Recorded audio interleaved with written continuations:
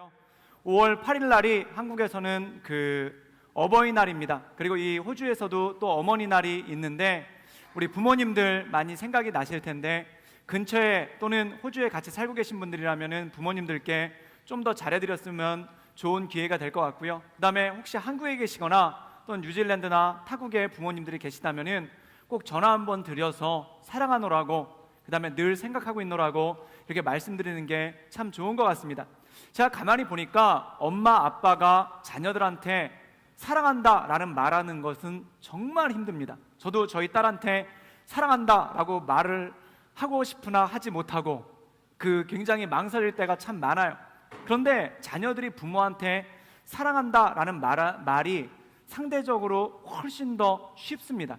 그렇기 때문에 아마 부모님들이 여러분들 보고 전화하면서 얘야 사랑한다, 물론 아버지들이 술 드시고 그럴 수는 있는데 맨정신으로 그러시기 참 힘드실 거예요. 그래서 여러분들께서 큰 용기를 내서 엄마 아빠 사랑해요 라고 이렇게 한번 메시지를 전해주신다면 아마 그것이 가족에게 큰 힘이 되고 능력이 되지 않을까 그렇게 생각이 됩니다. 또한 교회도 마찬가지입니다.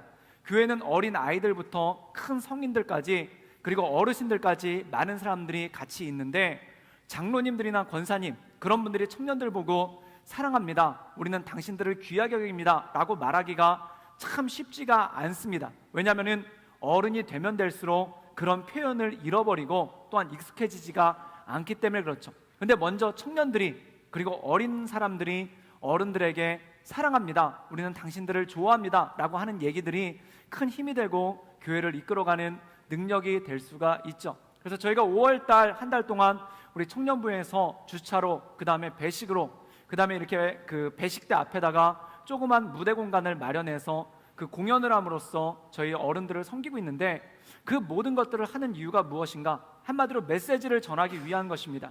어떤 메시지냐면은 우리는 장로님을, 권사님을, 집사님을 그리고 우리 어머니 아버지 세대를 사랑합니다 라는 메시지가 그 안에 있다라는 것이죠. 그래서 제가 볼 때는 한국에, 그리고 한국 세대 가운데 가장 어려운 문제 중에 하나가 뭐냐면 세대 간의 갈등이라고 얘기를 합니다. 그래서 이 세대 간의 갈등이 한국 사회 그리고 한민족 공동체 안에 이곳 호주에서도 굉장히 쉽지 않은 문제로 떠오르고 있는데 우리 젊은 사람들이 그리고 우리 청년들이 먼저 우리 부모님 세대들을 향해서 사랑한다 라는 메시지를 전해줄 때 그것을 통해 교회가 아름다워지고 또한 나라가 아름다워지는 그러한 놀라운 역사가 있으리라 생각이 됩니다. 그래서 특별히 우리가 한국 정치를 바라보면은 한국 정치를 세대별로 나누는 그런 현상이 나타나는 것을 보게 되죠. 그래서 노인들은 투표하지 마십시오, 젊은이들이 철이 없어서 아무렇게나 투표를 한다라는 것으로 세대가 갈라지는 현상이 한국의 가장 큰 문제로 갑니다. 그래서 지역 간의 문제보다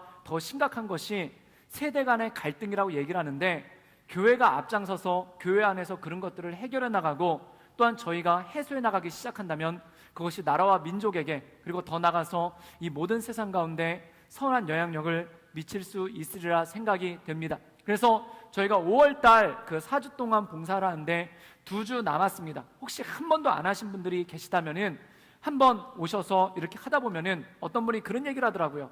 할 때는 되게 멋쩍은데 남들이 하고 있는 거 받아보니까 그렇게 나쁜 것도 아닌 것 같다라는 그런 애매모호한 말씀을 해주셨는데 정말 그렇습니다. 이 하기는 좀 쑥스럽지만 막상 받고 나면은 저 사람들이 우리를 웰컴한다라는 느낌을 받았을 때 굉장히 큰 느낌을 받게 되죠. 그래서 꼭 함께 청년부가 함께 동참해 주시면은 굉장히 좋은 일들이 생기리라 생각이 됩니다. 그래서 9시 20분까지 식사를 든든히 하시고 저 뒤에 본당 뒤로 모여주시면은 함께 봉사하실 수 있고요. 또한 좀 일찍 오시는 분들은 9시부터 야외 식당에서 아침 식사를 제공을 한다고 합니다. 그래서 같이 식사하시고 든든하게 챙겨 드시고 이 사랑의 메시지를 전하는데 여러분들께서 함께 하시면 굉장히 좋으리라 생각이 됩니다. 오늘은 로마서 7장 14절에서 25절에 나와 있는 갈등과 승리라는 제목을 가지고 오늘 말씀을 함께 나누기를 원합니다.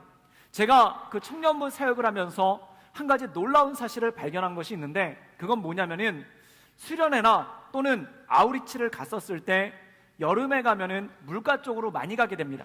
그럼 물가에 가게 되는데 항상 마지막 날 뒤풀이를 하거나 뭔가 이렇게 모임을 정리할 때 물놀이를 한 번씩 꼭 해요. 그래서 스리랑카 같은 데 가서도 마지막 날은 해변에 가서 저희가 물놀이도 하고 좀 쉬는 그런 시간을 마련을 합니다.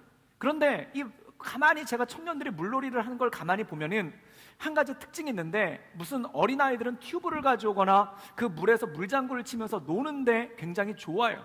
그런데 제가 청년들 중에 물놀이를 하는데 수영 모자를 쓰고 수영 안경을 쓰고 그 다음에 전신 수영복을 입고 막 이렇게 접영을 하거나 또는 자유형을 하면서 수영하는 형제들 자매들은 본 적이 거의 없어요. 주로 하는 게 뭐냐면은 상대방을 물에 빠뜨리는 그런 일들.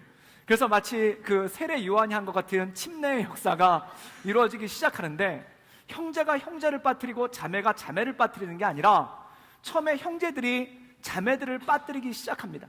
그래서 자매들을 붙잡고 이렇게 한 명씩 붙잡고 빠뜨리는데, 그때 제가 멀리서 이렇게 관찰하다 보면 놀라운 특징이 있어요. 자매들이 비명을 지르면서 도망가요. 근데 멀리 도망가지 않고 근처에서 이렇게 맴돌면서 막 하지 말라고 하는데, 그러면 물가를 멀리 떠나야 되는데 멀리 떠나지 않고 그 주변에서 맴돌아요. 그러면 형제들이 가장 인기 있는 자매부터 빠뜨리기 시작을 하는데 막 빠뜨려요. 근데 이런 게 있습니다. 자매가 10명인데 9명만 빠뜨리고 1명을 안 빠뜨렸다. 그럼 이 자매는 극심한 상처에 빠지게 됩니다. 왜냐하면 이것들이 나를 자매로도 안 보나라는 그러한 마음의 상처. 9명이 다 빠졌는데 자기만 형제들이 안 빠뜨리면은 굉장히 마음의 상심을 얻어요. 그래서 이 형제 리더십들 가운데 탁월한 영성을 가지고 있는 형제들은 누가 안 빠졌는지를 잘 봤다가 마지막 최후의 자매까지 다 골라서 빠뜨립니다. 그래서 처음에는 재미로 시작했다가 이게 나중에 사역이 돼버리는데, 사역도 그냥 사역이 아니라 극률 사역, 머시 미니스트리가 되는 그런 놀라운 능력이 있어요. 그러면 자매들을 다 빠뜨리고 나면은 그 다음에 어떤 일이 생기냐면은 자매들이 형제를 빠뜨리는데, 제가 볼 땐 이래요. 한 자매를 형제 5명이서 보통 빠뜨리는데, 그럼 그 5명한테 다 달려가는 게 아니라 이 자매는 자기를 빠뜨린 그 5명 중에 제일 외모가 괜찮은 한 명의 형제를 따라가면서 복수한다고 따라갑니다. 그럼 이 형제도 분명히 그 자매보다 훨씬 달리기가 빠르기 때문에 분명히 도망갈 수 있는데 그냥 어떻게 하다 잡혀요. 그리고 분명히 이 형제가 이 자매보다 힘이 더 센데 그냥 끌려가서 물에 빠져요. 그럼 또 이 형제가 또 물장구를 치면서 자매한테 막, 그럼 자매가 다 젖었음에도 불구하고 비명을 지르면서 또 도망가요. 그래서 갑자기 해변가에서 쫓고 쫓기는 활극이 벌어지는데, 이게 약간 액션 무비라기보다는 거의 나잡아봐라식의, 그걸 어떻게 볼 수 있냐면 자매들이 필사적으로 이렇게 뛰는 게 아니라 이렇게 뛰어가는 그런 역사들이 생겨요. 그래서 제가 그걸 갖다 가만히 보면은 정말 말 그대로 놀고 있어요. 그래서 그렇게 다 빠뜨리고 나면은 형제 자매들이 그렇게 다 공평하게 빠지고 난 다음에 그 다음에 항상 노리는 게 누구냐면 목회자가 항상 제일 마지막입니다. 목회자는 끝까지 그 자리를 지켜줘야 돼요. 그래서 목회자를 제일 마지막에 빠뜨리기 위해서 오는데, 그런데 제가 청년부 경험이 많기 때문에 순순히 붙잡혀서 그렇게 가지를 않죠. 그래서 저를 빠뜨리려고 오면은 저는 자연스럽게 뛰어가서 물속에 다이빙을 합니다. 그럼 일단 그 사람들이 한번 허무해져요. 빠뜨려야 되는데 다 젖었거든요. 그래도 막 쫓아와요. 그러면은 깊은 곳으로 헤엄을 쳐서 갑니다. 그러면은 쫓아오다가 자매들이 일단 다 떠내려가요.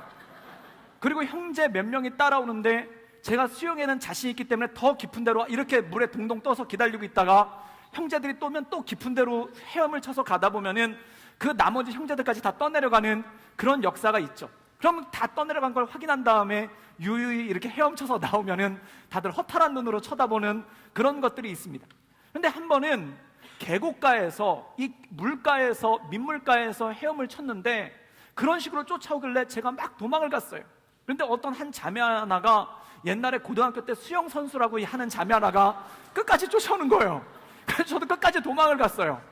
근데 그 자매가 더 이상 쫓아오지 못한 걸 보고 제가 섰는데 나오려고 했는데 이게 문제가 생긴 거예요. 그게 뭐냐면 거기가 이렇게 급류가 흐르는 소용돌이 지점이라서 그런 지점에 가면은 겉보기에는 물이 잔잔합니다. 근데 안에서 물이 돌고 있기 때문에 헤엄을 쳐도 계속 그 자리에 있는 거예요. 그래도 제가 거기서 헤엄을 치는데 나올 수가 없는 거예요. 그래서 제가 제 필살기로 가지고 있는 돌핀키라고 불리우는 저평이라는 게 있는데 그 돌고래처럼 치고 나오는 형이 있어요. 그래서 그걸로 돌고래처럼 치고 나왔는데 눈을 떠보니까 다시 제자리에 있는 거예요. 거기 맴돌고 있는 거예요. 그래서 어떤 자매가 증언을 하기를 목사님이 혼자 물에서 굉장히 잘 놀고 있다라는 그런 놀고 계시는구나 이렇게만 느끼고 자기들끼리 그 옆에서 놀았다는 거예요. 근데 저는 놀고 있는 게 아니라 빠지고 있는 중이었어요. 그래서 거기서 나올 수가 없어서 엎어엎어 하는데, 제가 그때 놀라운 것을 깨달았는데, 물에 빠지면요 살려달라는 말이 나오지를 않습니다. 왜냐하면 몸이 계속 가라앉고 이렇게 떠오르기가 바쁘기 때문에 나오지를 않아요. 그래서 멀리서 보면은 이 사람이 물속에 들어갔다 나왔다만 반복하고 있지 물에 빠지고 있다는 걸 아무도 모르는 거예요. 근데 제가 혼자 들어갔다 나왔다 하고 있으니까 청년들은 그걸 보고, 아, 목사님이 혼자 놀고 있구나. 그리고 자기들끼리 배구를 하고 비치발리볼을 하면서 거기서 놀고 있는 거예요. 저는 죽게로 가까이 멀리 요단강까지 지금 가고 있는 중인데 그들은 그러고 놀고 있는 거예요. 그런데 그러고 있는데 한 고등학생 하나가 그 보트를 타고 거기서 혼자 놀고 있다가 저를 보더니 제가 들어갔다 나오는 걸 보고 이렇게 얘기를 한 거예요. 도와드려요? 이렇게 묻는 거예요. 그래서 제가 막 그렇게 이렇게 말은 못하고 막 표시를 했더니 그 형제가 이렇게 노를 내밀어서 그거를 붙잡고 간신히 나왔던 그러한 적이 있었습니다. 근데 제가 그때 나오면서 이 완악한 형제들은 지들끼리 막 살인배구를 하고 그러면서 놀고 있는 거예요. 근데 제가 나와가지고 한 가지 느낀 것이 있는데, 물에 빠진 사람은 절대 살려달라는 말조차도 못해요. 그건 뭐냐면은 옆에서 누가 물에 빠져서 죽어가고 있는데도 옆 사람이 눈치채기는 엄청나게 힘들다라는 것입니다. 그리고 이 물에 빠져 죽어가고 있는 사람조차도 자기가 지금 이 상태에서 나오기가 힘들고 다른 사람한테 외칠 수가 없는 그러한 부분들이 우리 안에 너무나 많이 있다는 것입니다. 사랑하는 여러분, 물에 빠진 사람이 구원을 받으려면, 구조를 받으려면 어떻게 해야 될까요? 누군가 도와줘야 된다는 것입니다. 스스로는 절대 그 자리에서 나올 수가 없습니다. 누군가 손을 내밀어 주든지 밧줄을 던져두든지 아니면은 구명조끼 같은 것을 던져줘야 그것을 붙잡고 나올 수가 있다는 것이죠. 사랑하는 여러분, 사람은 절대 스스로를 구원할 수 없습니다. 사람은 절대 자기 혼자 물속에서 빠져나올 수 없는 것처럼 자기 안에 있는 모든 어려운 가운데서 빠져나올 수가 없다는 것입니다. 그렇다면 사람에겐 무엇이 필요한가? 구원자가 필요합니다. 나를 건져줄 사람이 필요하고 누군가 나를 도와줄 사람이 필요합니다. 그런데 많은 사람들이 보면은 나를 도와줄 사람이 없다라고 얘기를 합니다. 왜 나를 도와줄 사람이 없을까요? 첫 번째 이유는 내가 물에 빠져가고 있다는 것을 주변 사람들이 인지하지 못합니다. 나중에 죽고 나면은 그 사람이 물에 빠졌었구나 라고 생각을 하지, 물에 빠지고 있는 중에는 주변 사람들이 인지를 하지를 못해요. 또 한 가지는 왜 인지를 하지 못하는가? 옆에 있는 사람도 나를 구해줄 처지가 아니기 때문에 그래요. 옆에 있는 사람도 같이 빠져들고 있기 때문에 많은 청년들이 이런 얘기를 합니다. 사람들이 너무 이기적이에요. 사람들이 자기밖에 몰라요 라고 얘기를 합니다. 왜 사람들이 이기적이고 왜 사람들이 자기밖에 모를까요? 그 이유는 나도 빠지고 있지만 옆에 있는 사람도 빠지고 있기 때문에 이 사람도 날 도울 수 있는 여력이 없다라는 것입니다. 사람이 이기적이고 싶어서 이기적인 것이 아니라, 사람이 자기 혼자만 잘 먹고 잘 살라는 욕심 때문에 이기적인 것이 아니라, 자기도 역시 빠져들어가고 있기 때문에 다른 사람을 돌아볼 여력이 없다라는 것입니다.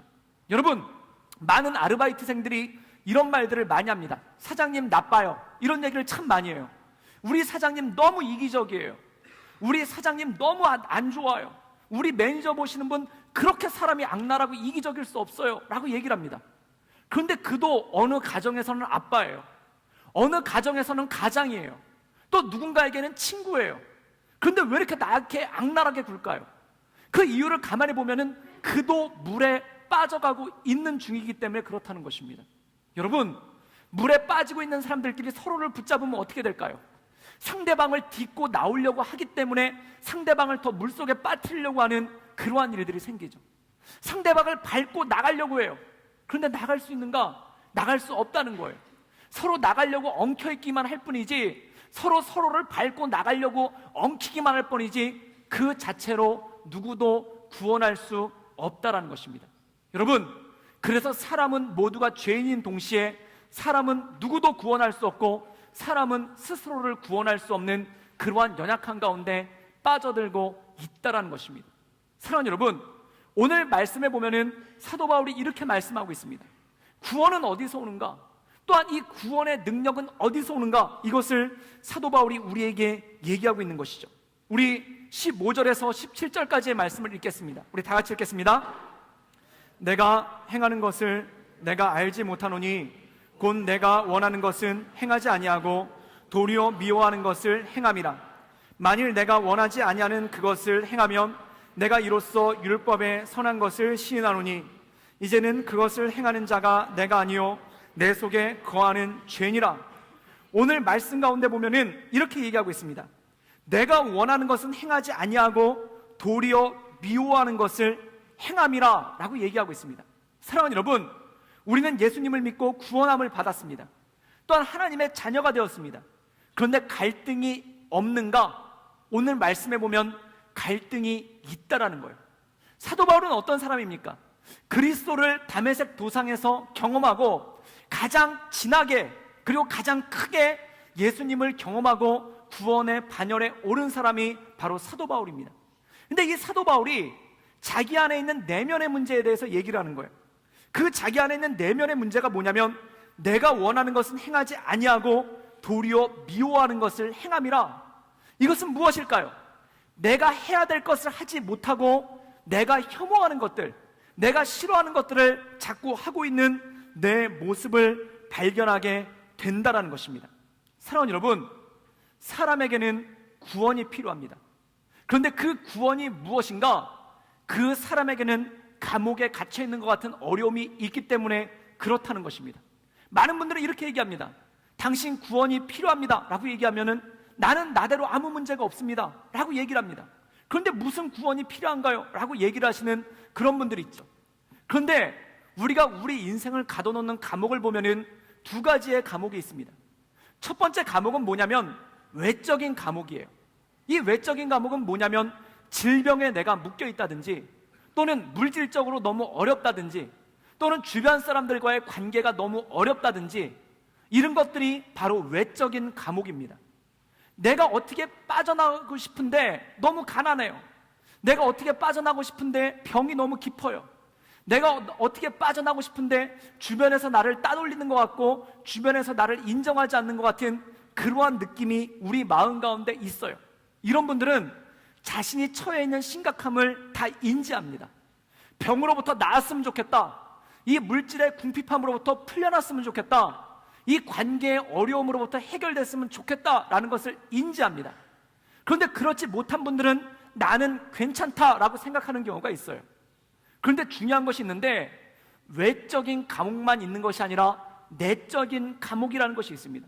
저는 그 지난주에 내적인 감옥을 마음의 감옥이라고 얘기했습니다. 이 마음의 감옥은 뭘까요? 분명히 내가 빠져나올 수 있는데 빠져나오지 못하는 거예요. 처음에는 마음만 먹으면 빠져나올 수 있다고 생각해요. 그런데 마음 먹어도 안 되고 뭔가 안 되는 그러한 것들이 그 안에 있다라는 것입니다. 예를 들자면 이런 것이에요.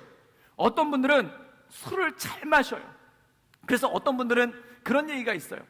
들고는 못 가도 마시고는 간다 랄 정도로 술을 굉장히 좋아하고 사랑하고 기뻐하시는 분이 있어요. 그런데 이분들한테 얘기했습니다. 당신 술 끊을 수 있습니까? 라고 물어보면 아유 제가 술을 좋아해서 먹는 거지 마음만 먹으면 얼마든지 끊을 수 있습니다 라고 얘기해요. 그런데 술 드시는 분들 가만히 보면요, 처음에는 사람이 술을 먹어요. 그런데 나중에는 술이 사람을 먹어요. 그래서 어떤 일이 생기는가? 사람이 개가 되는 놀라운 역사가 그 안에 펼쳐진다는 겁니다. 그리고 끊겨요. 그리고 술 먹고 아침에 일어나면은 그 아픈 머리를 쥐어잡고 이렇게 결심해요. 내 다시는 술 안 먹는다 그래요. 그런데 저녁이 되면은 갑자기 궁금해져요. 그리고 전화가 오기를 기다려요. 그리고 마음에 이렇게 생각을 해요. 전화가 와서 누가 술 먹자고 하면은 먹고 안 오면 안 먹고 그렇게 기다려요. 전화가 안 와요. 그럼 그때 어떤 일이 생기는가? 자기가 전화를 들어요. 그리고 걸어요. 그리고 기니 할 얘기가 있다고 사람을 불러내고 그 다음에 또 친척 마셔요. 그리고 나중에 보면 또 머리가 아파요. 그러고 나서 또 이렇게 결심을 해요. 내 절대 안 먹는다. 근데 점심밥 먹고 나면 또 생각이 슬슬 와요. 근데 중요한 게 뭔지 아십니까? 이거를 못 없애요. 이게 내가 마음만 먹고 안 한다 그러면 안 돼야 정상인데 자꾸 끌려요. 자꾸 땡겨요. 후회하면서도 자꾸 그래요. 술 먹고 진탕 이상한 짓 한번 해놓고 내가 술을 다시 한번 먹으면은 내가 성을 간다 라고 얘기를 하다가 그 다음에 어떻게 얘기를 하냐면은 취할 때까지만 안 먹으면 되지 않을까라는 이런 마음의 생각이 와요. 그리고 막 마시면서 뭐라고 하냐면 자기 안 취했다고 그래요. 이미 개가 되셨는데도 불구하고 안 취했다고 그래요. 그래서 막 운전대 잡는다고 그래요. 왜 사람이 음주한 다음에 운전대 잡는 줄 아십니까? 자기는 안 취한 줄 알아서 그래요. 제가 어떤 형제 보고 깜짝 놀랐어요. 군대 있을 때 어떤 형제가 건널목을 제 군대 동기였는데 밖에 나왔는데 이 친구가 술을 진탕 마셨어요. 저는 안주를 열심히 먹었어요. 그리고 얘를 데려다 주러 가는데 갑자기 얘가 이런 얘기를 하는 거예요. 사다리가 보인다고. 그래가지고 자기는 그 사다리를 타고 하늘로 올라갈 거래요. 그래서 뭔가 그랬더니 건널목이 이렇게 있는데 호주 건널목은 이렇게 두 라인인데 한국 건널목은 이렇게 선이 쫙 돼 있어요. 그 건널목을 붙잡고 막 기고 있는 진짜 사람이 네 발로 기는 걸 제가 그때 처음 봤습니다. 그리고 막 하늘로 간다는 거예요. 그런데 이렇게 세워놓으면 자기 안 취했대요. 그리고 어떤 사람은 가다 보면 전봇대가 와가지고 자기를 빡 때린대요. 그리고 어떤 사람은 가다 보면 길이 일어나가지고 자기를 퍽 때린대요. 자기는 안 취했대요. 전봇대가 취했대요. 길바닥이 취했대요. 그러면 끊을 수 있는가? 끊을 수 있대요. 그런데 맨날 그 생활이 반복이에요. 후회하면서도 그 생활 반복이에요. 후회하고 잃어버리고 그러고 난 다음에 지갑 잃어버리고 핸드폰 잃어버리고 그리고 다 잃어버린 다음에 내 다시는 안 한다 그리고 또 그래요. 왜 그럴까요? 또 어떤 분들은 자매들 가운데는 그 음주의 문제보다도 지름의 신이 임하는 경우가 있어요. 쇼핑을 해요. 이게 손가락이 어떻게 됐는지 지름신은 욕이 임해요. 엄청나게 눌러요. 그리고 그렇게 얘기해요. 마음에 안 들면 환불하면 된다고 얘기해요. 환불 안 해요. 필요도 없는데 꾸역꾸역 사요. 어느 순간 가다가 길이 멈춰요. 사면 안 되는데 그러면서 자꾸 사요. 필요가 없는데 왠지 필요가 있는 것 같은 놀라운 느낌이 그 안에 들기 시작해요. 이 오른손가락은 어떻게 해도 못해요. 막 카드가 나가요. 클릭이 돼요. 이거 어떻게 해야 될까요? 그럴 때 이렇게 얘기해요. 내가 마음을 안 먹어서 그렇지 맘만 먹으면 쇼핑 안 한다. 그런데 옷이 너무 예뻐요. 그런데 막 보면은 너무 좋아요. 안 한다고 그래요. 그러면 산다고 그래요.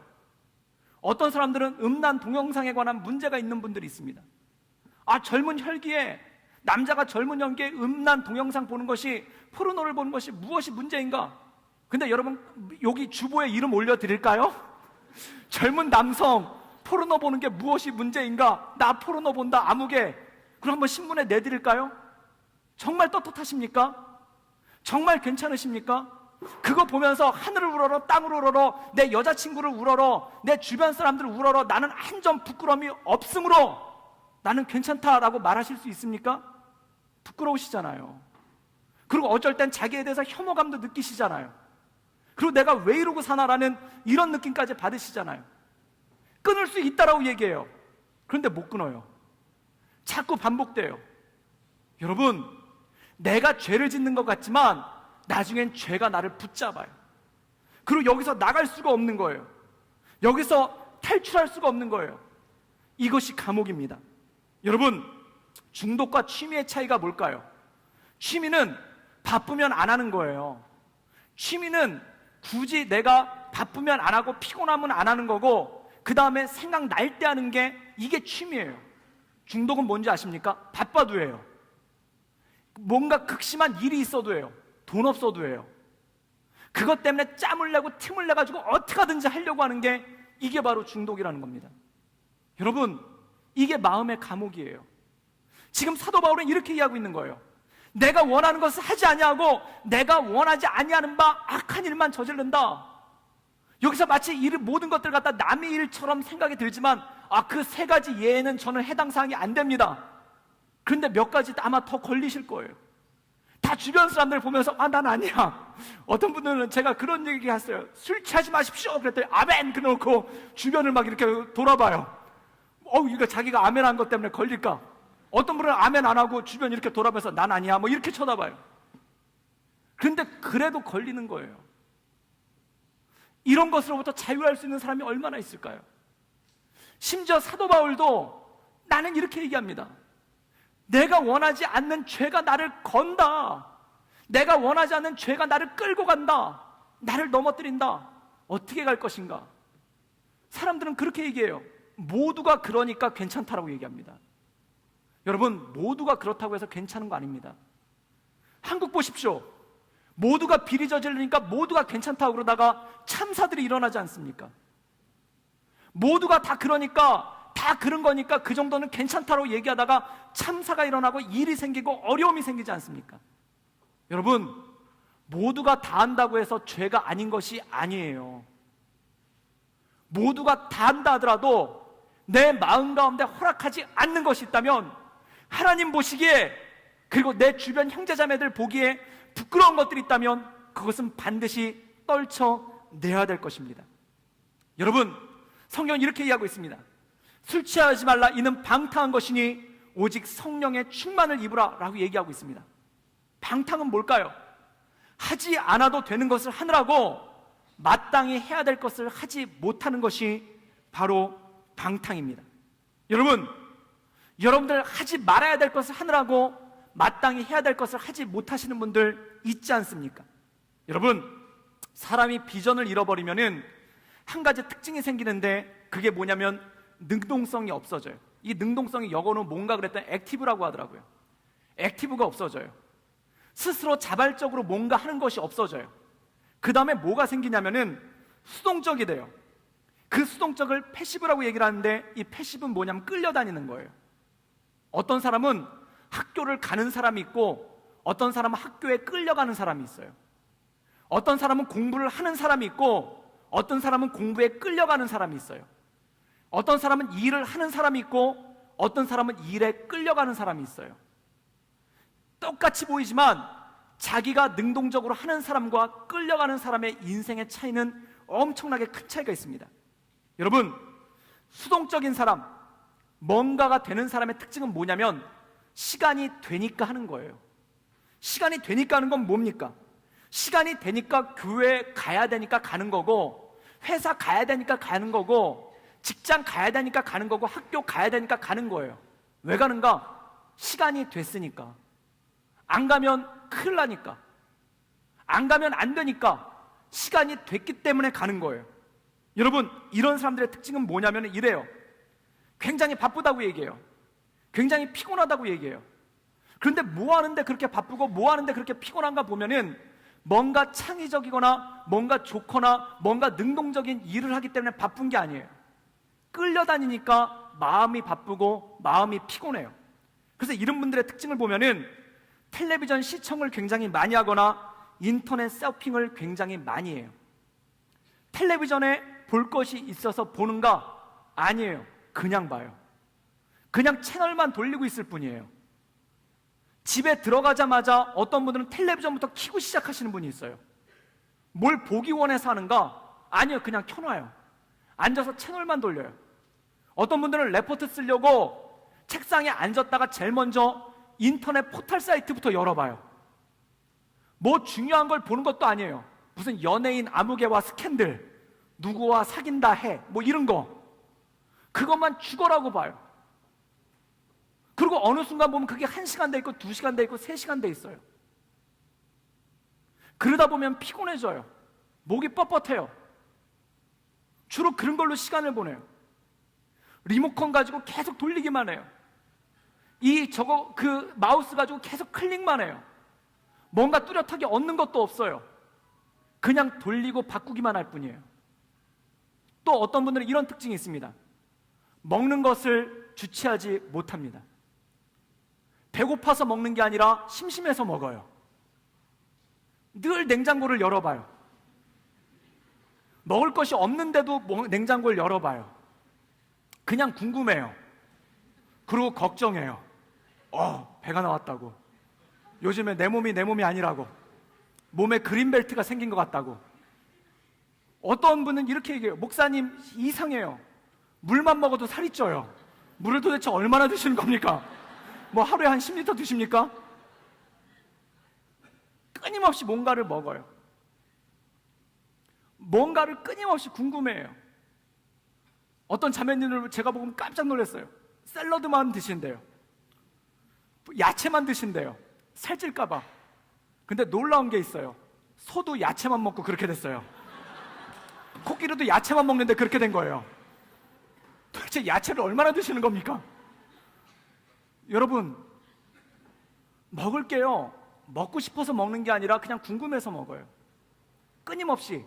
근데 제가 놀라운 사실을 알았는데 리모컨과 먹을 거는 친구예요. 라면과 찬밥이 친구이듯이, 그리고요, 그 마우스와 새우깡은 친구예요. 그냥 같이 가게 돼 있어요. 그게 시간을 죽이는 겁니다. 시간은 죽어요. 계속해서 죽어요. 또 하나의 특징이 뭔지 아십니까? 잠을 참을 수가 없어요. 늘 졸려요. 왜 졸릴까요? 밤새 인터넷 했으니까 졸립죠. 밤새 TV 봤으니까 졸립죠. 속은 늘 더부룩해요. 밤새 TV 보면서 새우깡, 과자, 제가 무슨 새우깡에 특별한 감정이 있는 거 아닙니다.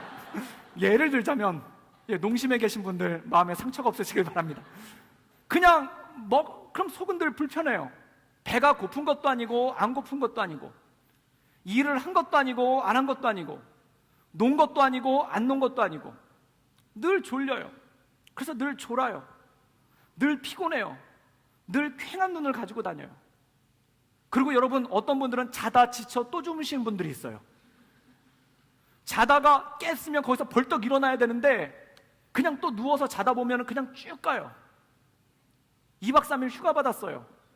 2박 3일 중에 어떤 분들은 자느라고 한 3일 보내시는 분들이 있어요.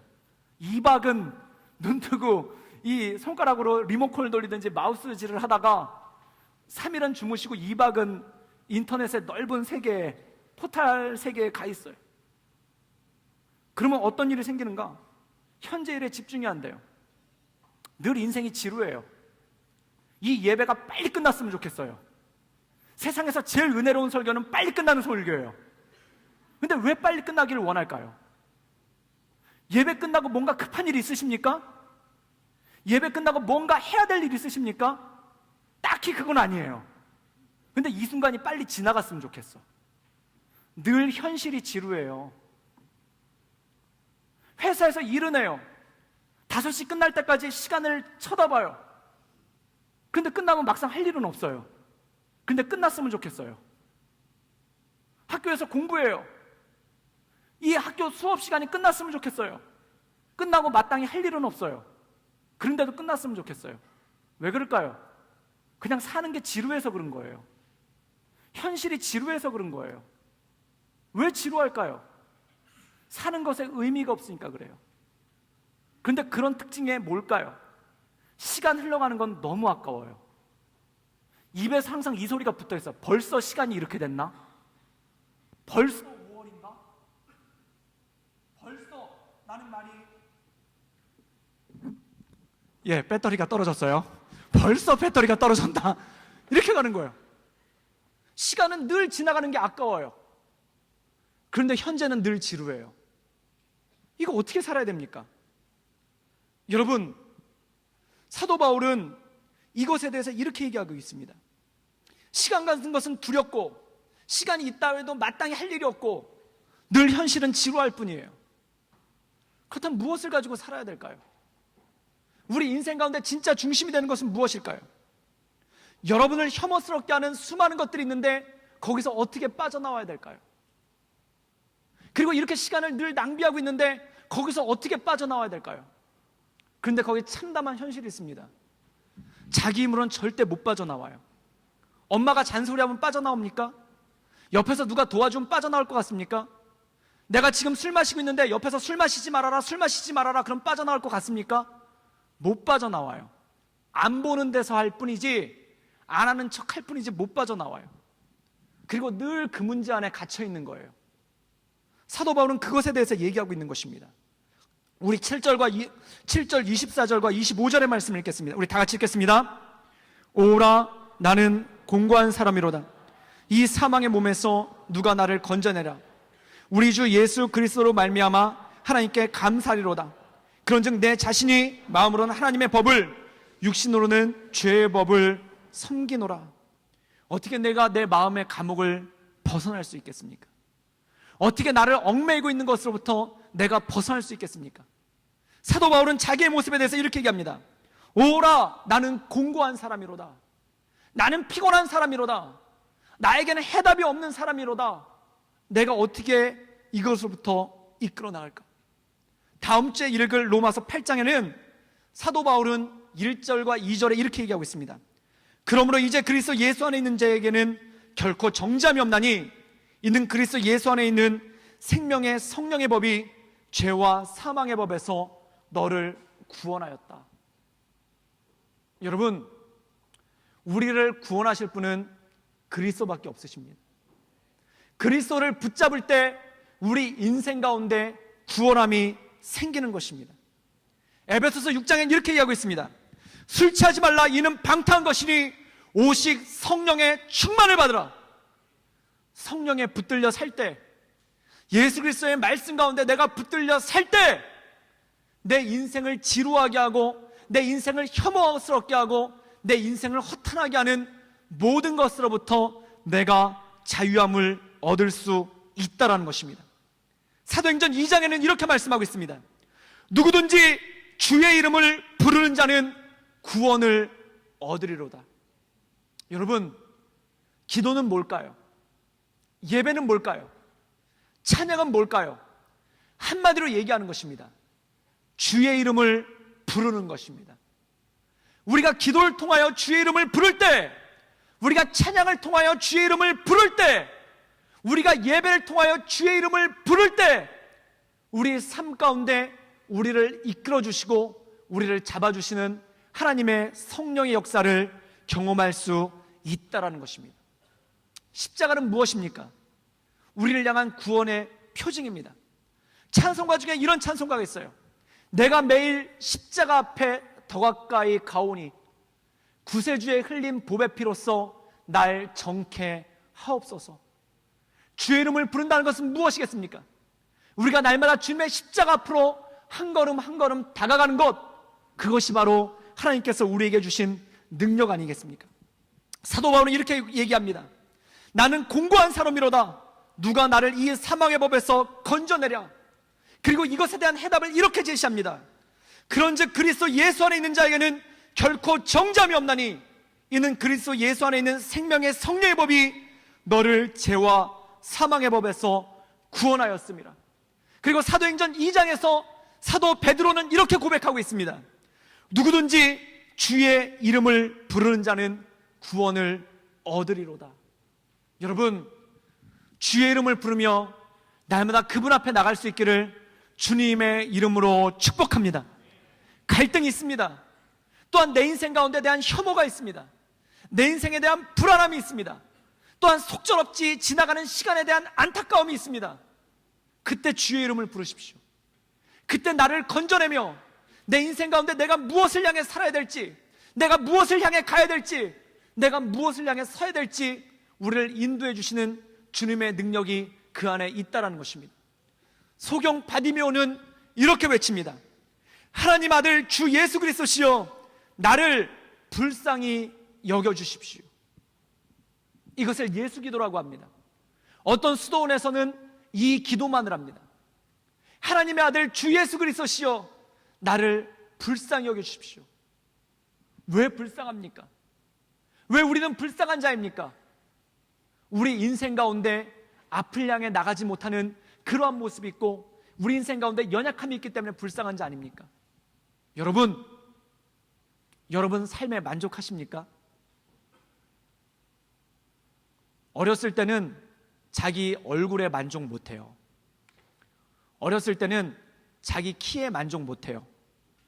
어렸을 때는 자기 환경에 만족 못해요. 그런데 나이가 들어가면서 무엇에 만족 못하냐면은 나한테 만족 못해요. 나는 왜 이럴까? 나는 왜 이런 모습일까? 왜 나는 늘 이렇게 맴돌고 있을까? 내 이 모습에 만족 못해요. 그리고 언제까지 이렇게 살까? 그러다 그게 어느 순간 나이가 들잖아요. 그럼 포기합니다. 난 원래 그런 사람이야. 그 다음부터 막 살게 되는 겁니다. 그러다 어느 순간에 정신을 차려보면은 내가 너무 멀리 나와 있는 걸 발견하게 되죠. 어느 순간에 정신을 차려보면은 이건 내가 아닌데 라고 생각을 하게 되죠. 여러분, 그 전에 주님을 붙잡으십시오. 그리고 그 주님 앞에 나가십시오. 바디메오의 기도를 하십시오. 하나님의 아들 주 예수 그리스도시여, 나를 불쌍히 여겨 주십시오. 그래서 나를 이 수렁으로부터 건지시고, 나를 이 연약함으로부터 건지시고, 나를 주님의 삶 가운데 날마다 새롭게 하여 주시옵소서. 이 기도가 여러분의 삶 가운데 있을 수 있기를 주님의 이름으로 축복합니다.